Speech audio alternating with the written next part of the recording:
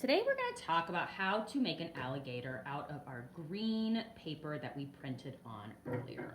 After you have drawn your alligator parts with a pencil, we are going to very carefully cut them out on the line.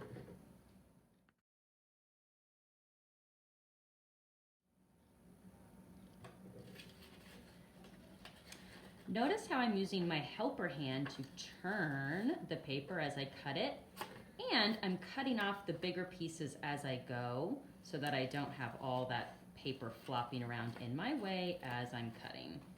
So turning with helper hand and cutting off pieces that I don't need. Once we have all of our pieces cut out, we're going to get some white paper so that we can begin to add the eyes and the teeth. These are some of the most fun parts. Now, when I get my white paper, I'm going to do a little magic trick for the eyes. I'm going to begin by folding my paper in half. And then I'm going to lay it on top of where my eye is going to go, or at least one of my eyes. I'm going to use a pencil to draw a circle or oval shape that I think would be a good shape for my eyeball. And then while my paper is still folded, I'm going to cut that shape out. Now, since I cut while it was folded, when I'm done, I'm not going to have one piece, but I will have two pieces that are the exact same size. And I'm going to flip one piece over so that I can't see those pencil lines. I just want a nice, clean white eye. And when I put them next to each other like so, they look really good because they match. I'm going to glue these on with some very tiny glue dots. If you see glue coming out from behind your pieces today as you're gluing, that means that you are using way too much. The next step after we've glued on our white eyeballs is doing some triangle teeth. I'm going to start by taking a white paper and cutting off a bunch of little triangle pieces. I can do big ones, I can do little ones, and I'm just going to make a big pile of them for my alligator teeth. If you want to draw a zigzag line on your white piece of paper, that can help you as you're cutting your triangle shapes.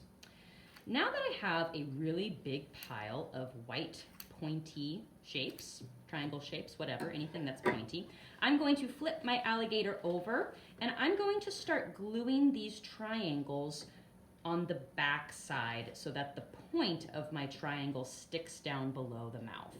So I'm just going to use a tiny little glue dot on each piece and then glue it on so that that little point will show in the mouth. And I'm going to put as many teeth in my alligator's mouth as I can possibly fit, because an adult alligator has 80 teeth in their mouth at one time. And every time one of those teeth breaks off, they regrow a new one.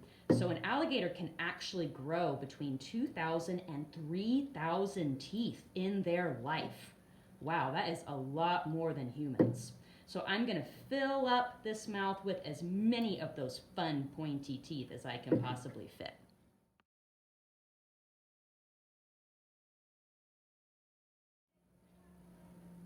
Okay, that took a really long time, but let's see how he looks. Wow, that looks so great. The next step, we are going to glue on our arm where we think it looks good, and then we're going to add some details with oil pastels. So I like to start with the eyes. I'm going to use a black, and I'm just going to add a black circle to the inside of my eyes. You can put your circle to the right side, you can put it to the left side, you can put it up, you can put it down, but whatever you do on one eye, make sure you do the same thing on the other eye. So I'm going to put my circles to the left side today. Drawing very carefully because oil pastel doesn't erase. And I'm going to leave a little white circle in the center of my black circle so that it looks like he has a little white highlight in his eye. Next, I'm going to do one extra step to really make the texture of my scaly skin stand out. I'm going to take a dark green and a white, and on the bottom of some of these circles, I'm going to add a little curve line with the dark green. It's going to make it look like a shadow is underneath some of these bumps. It's going to make them stand out more and really make it look like our alligator has bumpy skin. Now you do not have to do it on every single little circle. I like to do it kind of in just little clumps. So maybe I'll do a little clump here, maybe I'll do a little clump over here. And some of you, if you really like the way this looks, like I do, you might end up doing it on a lot of your circles.